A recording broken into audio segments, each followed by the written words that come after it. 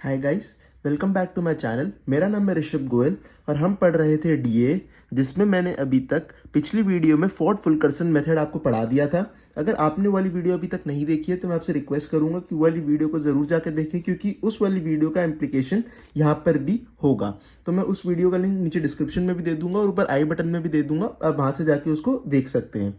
उस वीडियो को देखने और समझने के बाद अब हम नेक्स्ट टॉपिक को स्टार्ट करेंगे इस वीडियो में, जिसका नाम है मैक्सिमम बाइपार्टाइट मैचिंग। उसको समझने से पहले हम समझेंगे बाइपार्टाइट ग्राफ्स होते क्या हैं। A bipartite graph is a graph whose vertices can be divided into two parts, L and R. इधर L और R का मतलब क्या है, left and right, such that every edge connects a vertex। मतलब एक ऐसा एज जो vertex in L to vertex in R, मतलब वर्टेक्स एल को वर्टेक्स आर से कनेक्ट करता है। एक ऐसा एज हमारे पास हो जो एल को आर से कनेक्ट कर पाए। मैं आपको एक एग्जांपल लेके समझाता हूं। मैंने यहाँ पर लिख रखा है graph G which is equals to L union R. L और आर हमारे वर्टिसेस हैं, लेफ्ट वर्टिसेस और right vertices. L union R is equal to total number of vertices, या फिर आप कह सकते हैं वी कॉमा ई। ग्राफ हमारा क्या होता है, कॉम्बिनेशन ऑफ वी एंड ई ही होता है। तो मैंने v को यहाँ पर लिख रखा है L union R. L R the left vertices and R R the right vertices. Suppose हमारे पास यहाँ पर कुछ वर्टिसेस हैं 3 और यहाँ पर वर्टिसेस हैं 2। ये हमारे क्या है, एल वर्टिसेस, ये है हमारे आर वर्टिसेस। अब इनको हम कैसे कनेक्ट करेंगे, एजेस से। एजेस से सपोज मैंने इनको इस तरीके से कनेक्ट कर दिया। अब आप देख सकते हैं ये हमारा जो ग्राफ है ये 2 पार्ट्स में डिवाइडेड है, एल और आर। ये बाइपार्टाइट ग्राफ की डेफिनेशन थी, graph whose vertices can be divided into 2 parts, L and R. ये एल वर्टिसेस है और ये आर वर्टिसेस है, such that every edge connects a vertex in L to a vertex in R. मतलब हर edge vertex L को vertex R से connect कर रहा है। अब यहाँ पर इसको हम बाइपार्टाइट ग्राफ तो कह सकते हैं क्योंकि ये डेफिनेशन को सेटिस्फाई कर रहा है। पर इधर एक और चीज़ है, हर एक वर्टेक्स के जो एज निकल रहे हैं वो दूसरे वर्टेक्स से कनेक्टेड है। मतलब वर्टेक्स से जितने भी एज निकल रहे हैं वो सारे वर्टेक्स से कनेक्ट हो रहे हैं। इस वाले वर्टेक्स से जो एजेस निकल रहे हैं वो इन दोनों वर्टेक्स से कनेक्ट कर रहे हैं। इस वाले वर्टेक्स से जो एजेस निकल रहे हैं वो आर के दोनों वर्टेक्स से कनेक्ट हो रहे हैं। इस वाले एल के वर्टेक्स से जो भी एज निकल रहे हैं वो आर के दोनों वर्टेक्स से कनेक्ट हो रहे हैं। तो ये वाली चीज़ जो होती है वो होती है कंप्लीट ग्राफ। कंप्लीट की आपको डेफिनेशन पता हो तो कंप्लीट में यही डेफिनेशन होती है कि जो सारे वर्टिसेस हैं वो बाकी बचे हुए सारे वर्टेक्स के कनेक्ट हो। जैसे कोई भी अगर हम एक वर्टेक्स पकड़े तो वो उस वर्टेक्स को हम दूसरे बाकी बचे वर्टेक्स से कनेक्ट कर पाए, तो उसे हम कहते हैं कंप्लीट ग्राफ। तो ये वाला हमारे क्या ग्राफ हो गया, ये है कंप्लीट बाइपार्टाइट ग्राफ। मैं आपको एक और एग्जांपल से समझाता हूं। सपोज हमारे पास एक 6 साइकिल है, मतलब 6 वर्टिसेस की एक साइकिल है। हमने सपोज एक 6 वर्टिसेस लिए, 1 2 3 4 5 6। ये हमारे पास एक 6 वर्टिसेस की साइकिल है। इसमें मैं वर्टिसेस का नाम लिख देता हूँ 1 2 3 4 5 6। इसको मैं डिनोट करता हूँ साइकिल ऑफ 6। अब मुझे इस 6 वाली साइकिल को बाइपार्टाइट ग्राफ में कन्वर्ट करना है। उसे मैं कैसे करूंगा, मैं उसे तभी कर पाऊंगा जब मैं उसे लेफ्ट और राइट वर्टिसेस में तोड़ पाऊं। तो उसके लिए तोड़ने के लिए मैं यहाँ पर 3 वर्टिसेस बना लेता हूँ। सपोज मैंने इसको ले लिया 1 3 एंड 5। यहाँ पर आप कोई भी वर्टेक्स ले सकते हो, राइट में भी आप कोई भी और कितने भी वर्टेक्स ले सकते हो। और मैंने राइट में वर्टेक्स ले लिया है, 3 वर्टेक्स मैंने राइट में ले लिया है, उनको मैंने नाम दे दिया है 2 4 एंड 6। मैंने ऑल्टरनेटिव वर्टिसेस काट लिए हैं।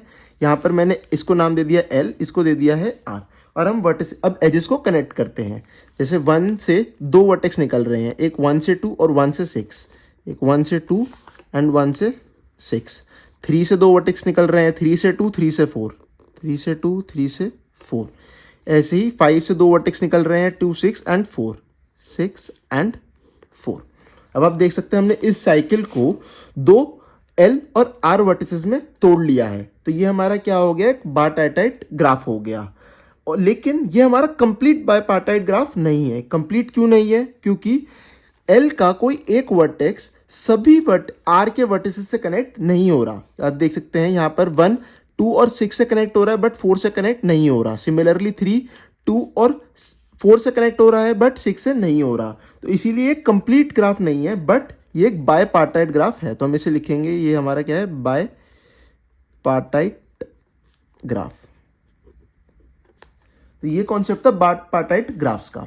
अब जो मेन कॉन्सेप्ट आता है वो आता है मैक्सिमम मैचिंग इन बायपार्टाइट ग्राफ। यहां पर हम नेक्स्ट कॉन्सेप्ट लिखते हैं मैक्सिमम मैचिंग इन बायपार्टाइट ग्राफ। इस वाले टॉपिक को मैं आपको एग्जांपल के थ्रू समझाता हूं। सपोज यहां पर मैंने कुछ वर्टिसेस ली लेफ्ट साइड में और यहां पर कुछ वर्टिसेस ली राइट साइड में।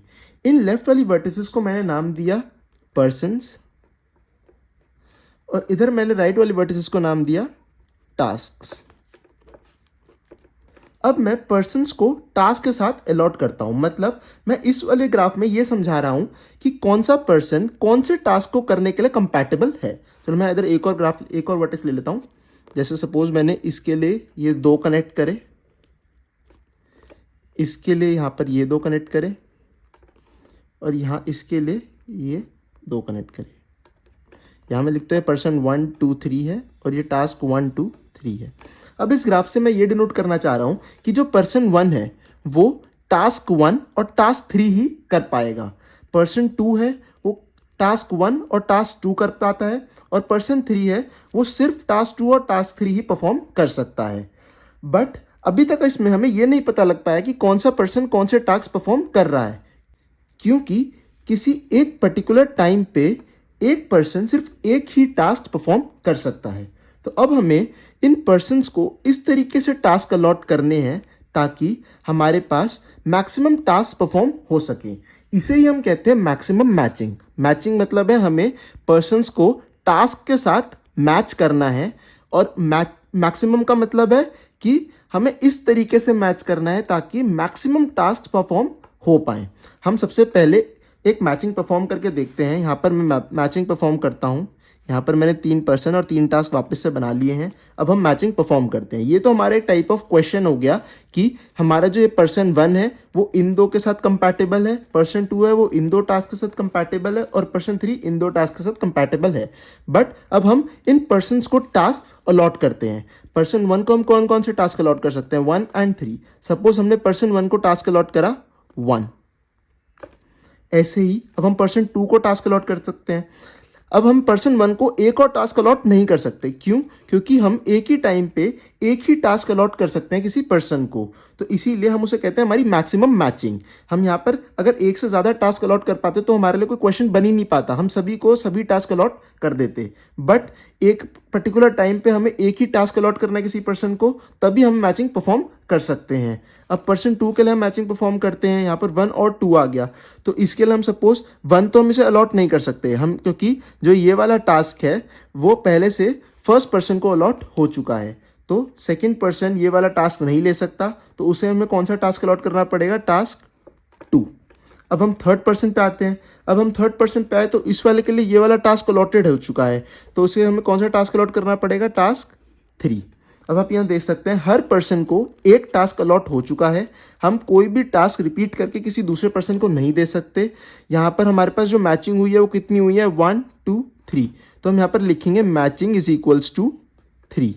तो मैचिंग जो परफॉर्म हुई है 3 हुई है।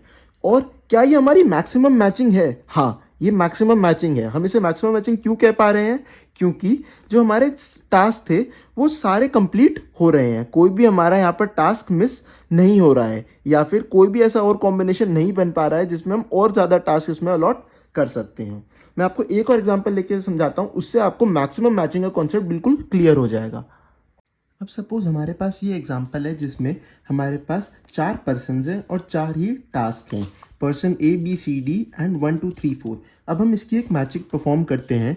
इधर मैं वापस से पर्सन बना लेता हूँ A B C D and jobs are 1 2 3 and 4। अब हम मैचिंग परफॉर्म करते हैं। सबसे सपोज मैंने एक मैचिंग ले ली, ये वाली, A को 2 से अटैच कर दिया और C को 4 से अटैच कर दिया।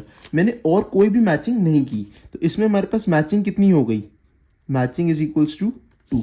मैचिंग हमारे पास 2 हो गई, बट क्या ये मैक्सिमम मैचिंग है? नहीं, ये मैक्सिमम मैचिंग नहीं है, क्यों? क्योंकि यहाँ पर हमारे पास अभी और भी टास्क थे जिन्हें हम हमारे पर्सन्स को अलॉट कर सकते थे और हम मैक्सिमम टास्क को परफॉर्म करवा सकते थे, बट हमने यहाँ पर 2 ही मैचिंग में इस टास्क को रोक दिया। अगर हम इसमें और मैक्सिमम मैचिंग करते या फिर आप कह सकते हैं और मैचिंग करते तो हो सकता था कि हम 1 को भी बी से मैच कर देते और डी को 3 से मैच कर देते। तो हमारे पास अब जो मैचिंग बन के आई है वो मैचिंग बन के आई है 4। तो अब ये थी हमारी मैक्सिमम मैचिंग, बट हमें पता कैसे चलेगा कि क्या जो हमारे को नंबर मिला है या फिर हमारे पास जितनी हमने मैपिंग करी है वो मैक्सिमम है या नहीं? तो उसको करने के लिए हमारे पास काफ़ी सारे मेथड होते हैं इस मैक्सिमम मैचिंग को परफॉर्म करने के लिए। उससे हमारे पास डायरेक्ट हमें एक आंसर मिल जाता है कि हमें कितनी मैचिंग परफॉर्म करनी होगी। बट हम यहाँ पर एक ही मेथड पढ़ेंगे जो सबसे इंपॉर्टेंट है हमारे सेमेस्टर एग्जाम्स के लिए, वो है मैक्सिमम मैचिंग यूजिंग फोर्ड-फुल्केर्सन मेथड या फिर आप कह सकते हैं नेट फ्लो। इसलिए मैं आपको कह रहा था कि अगर आपने अभी तक फोर्ड-फुल्केर्सन की वीडियो नहीं देखी है तो आप प्लीज़ उसको जाके देखें और उसको समझें, क्योंकि उसका कॉन्सेप्ट यहाँ पर अप्लाई होएगा। अब हम देखते हैं मैक्सिमम मैचिंग फोर्ड-फुल्केर्सन को यूज़ करके हम कैसे सॉल्व करते हैं। सपोज हमारे को ये वाला बापार्टेड ग्राफ गिवन है और अब हमें इसमें से मैक्सिमम मैचिंग निकालनी है फोर्ड-फुल्केर्सन यूज़ करके। बट फोर्ड-फुल्केर्सन में हमारे पास सोर्स और सिंक होता है, तो इसीलिए अब हमें इधर सोर्स और सिंक बनाना होगा। हम यहाँ पर एक सोर्स लिखेंगे S और इधर सिंक बनाएंगे T। सबसे पहले हमारा फर्स्ट स्टेप रहेगा सोर्स और सिंक बनाने का। सोर्स से हम सारे जितने भी लेफ्ट वर्टिसेस हैं उनको कनेक्ट करेंगे और राइट वर्टिसेस को हम सिंक से कनेक्ट करेंगे। ये हमने इसको सिंक से कनेक्ट कर दिया। अब फोर्ड-फुल्केर्सन में हमारे पास जो ग्राफ्स होते हैं वो क्या होते हैं? डायरेक्टेड ग्राफ्स होते हैं, तो इसीलिए हमें इस वाले ग्राफ को लेफ्ट टू राइट डायरेक्शन देनी होगी। ये सब एक एजम्पशन है जो हमें फॉलो करनी होगी। आप इनको स्टेप्स की तरह याद कर सकते हैं कि सबसे पहले हमने सोर्स और सिंक बनाया, सोर्स से हमने सारे लेफ्ट वर्टिसेस को कनेक्ट करा, राइट वर्टिसेस को हमने सिंक के साथ कनेक्ट करा और अब हम लेफ्ट टू राइट सभी एजेस को डायरेक्शन दे रहे हैं। जितने भी एजेस हैं उन सब एजेस को हम लेफ्ट टू राइट डायरेक्शन देंगे। और अब एक चीज बची, वो थी कैपेसिटी। हमारे पास हर एज की एक कैपेसिटी होती थी, जो हमने फोर्ड-फुल्केर्सन में पढ़ा था कि हमारे पास हर एज के पास कुछ ना कुछ कैपेसिटीज थी। तो उसके लिए हम यहाँ पर एज्यूम करते हैं कि हर एज की कैपेसिटी क्या होगी? 1 होगी। अब हमने हर एज की कैपेसिटी को क्या ले लिया है? 1 ले लिया है।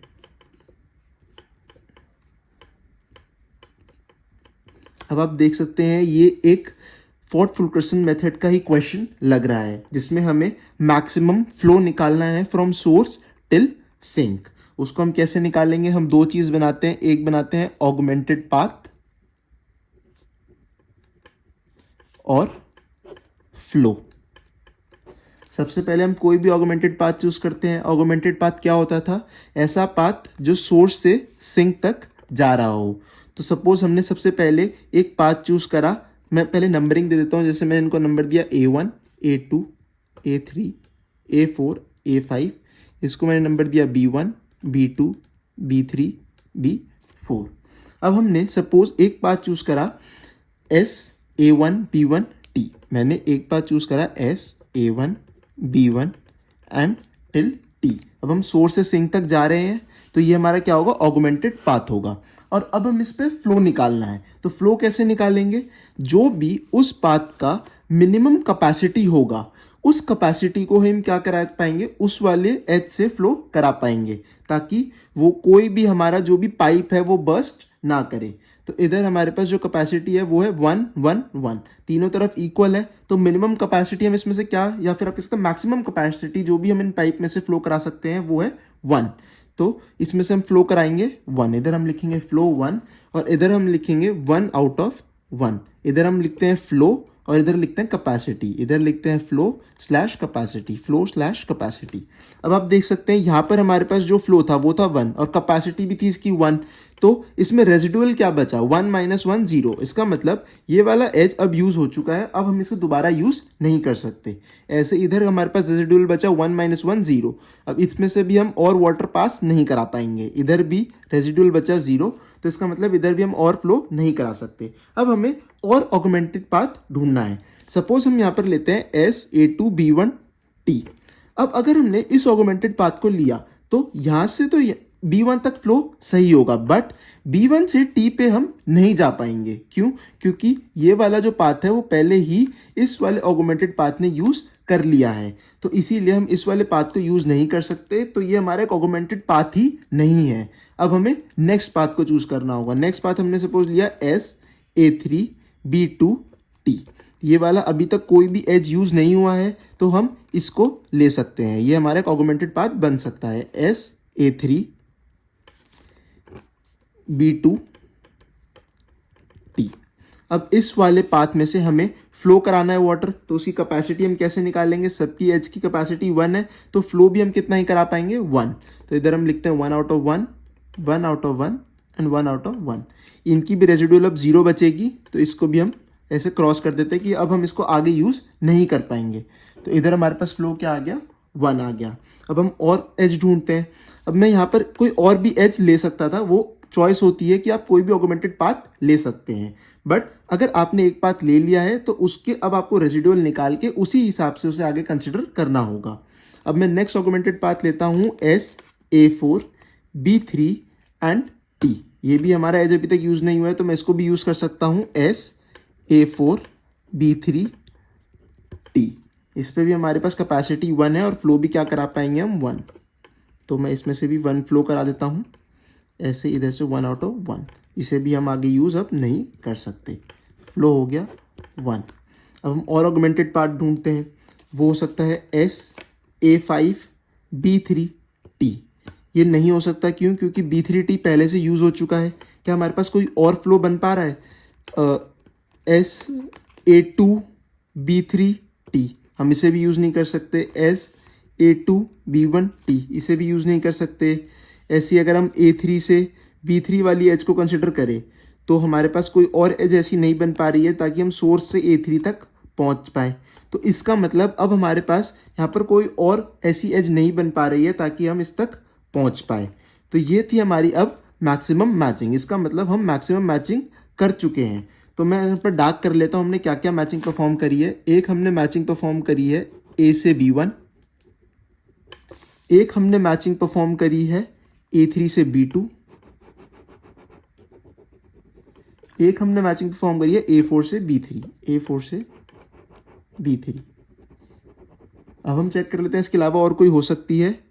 वो हम कर चुके हैं, वो नहीं हो सकती। अगर हम ये वाला पाथ लेना चाहें तो इसके लिए हमारे पास कोई और सोर्स से पाथ नहीं है।